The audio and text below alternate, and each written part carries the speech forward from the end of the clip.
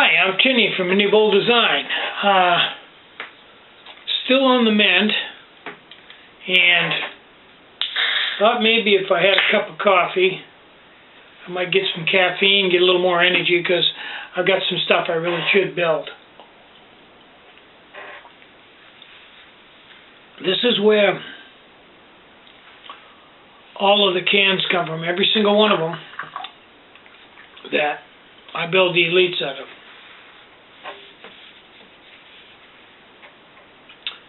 If you've got an elite made out of a Starbucks can, Tinny drank that double shot out of that Starbucks can. This is equal to 2 cups of espresso. So it's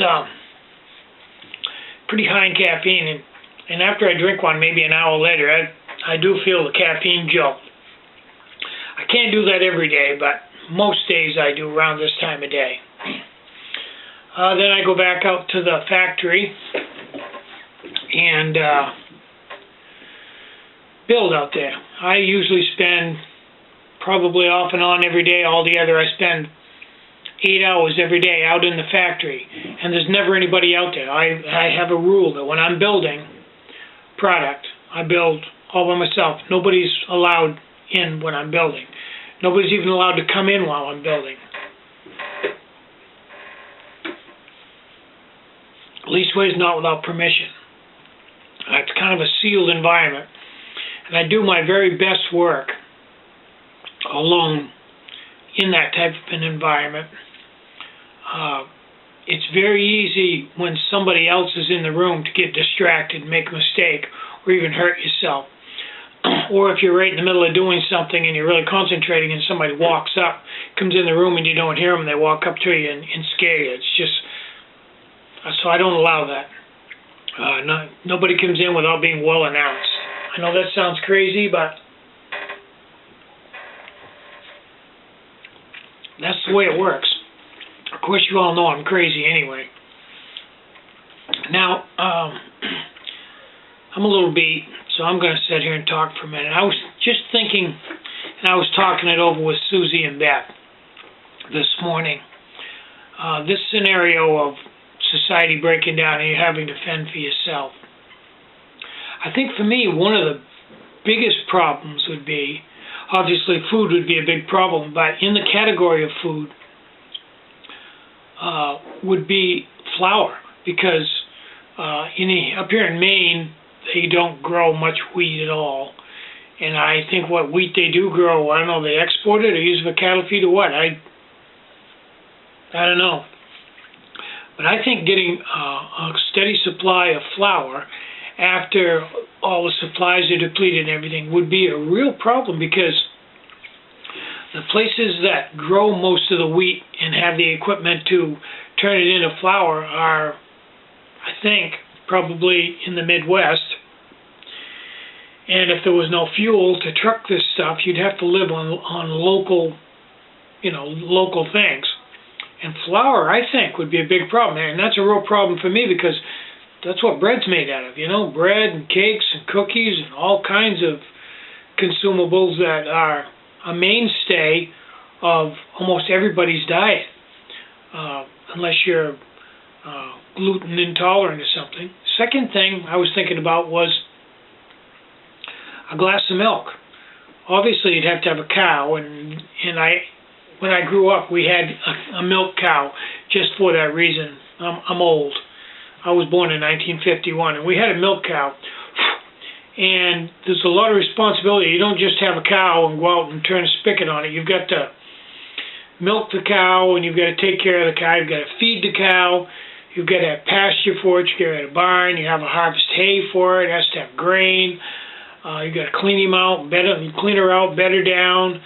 There's going to be, some veterinary things that are going to be required.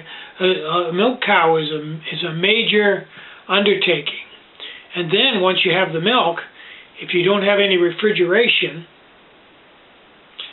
you're going to have to immediately turn it into something that is stable, like butter.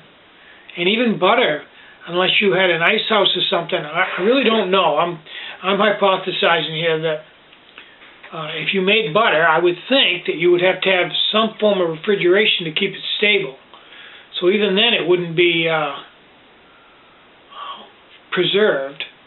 So I'm not really sure how you'd work. I know anything they didn't use for milk, they fed to the pigs. But besides making butter, and like I said, even butter I don't think has got to be refrigerated or it'll go bad.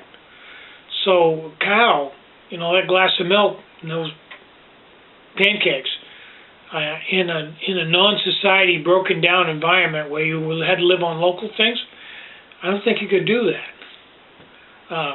And somebody said, well, the farm equipment, you just convert it over to ethanol. You can make ethanol. And I thought about that for a minute. I thought, wait a minute, ethanol is made out of, usually out of grain.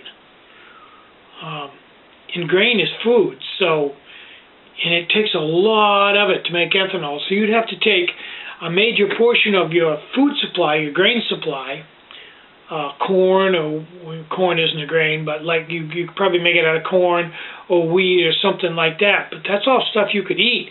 So you certainly would want to take 20 bushel of corn and turn it into ethanol to run a farm tractor. Just wouldn't be feasible. Run into all kinds of problems when you let society break down. So my thought is, I think we ought to just take care of Mother Earth and take care of society and keep an eye out for this stuff, and don't let society break down. There's really no need to.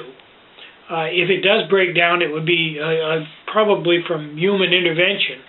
So let's not do that. I really don't want to go through that. I want to set the table and eat my pancakes with my ice cold glass of milk. I really do. At my age, I don't want to have to start all over again. Another thing, that shiny new vehicle you've got sitting in the garage, it'd be a paperweight. No gasoline. It's a consumable.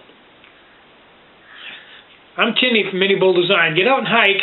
Take a friend. Enjoy the great outdoors, and more important than anything, try to take some time out today to have a little fun. Just a little bit, just something. Try to laugh a few times, tell some jokes, or listen to some jokes. Try to have a really great day. Bye-bye.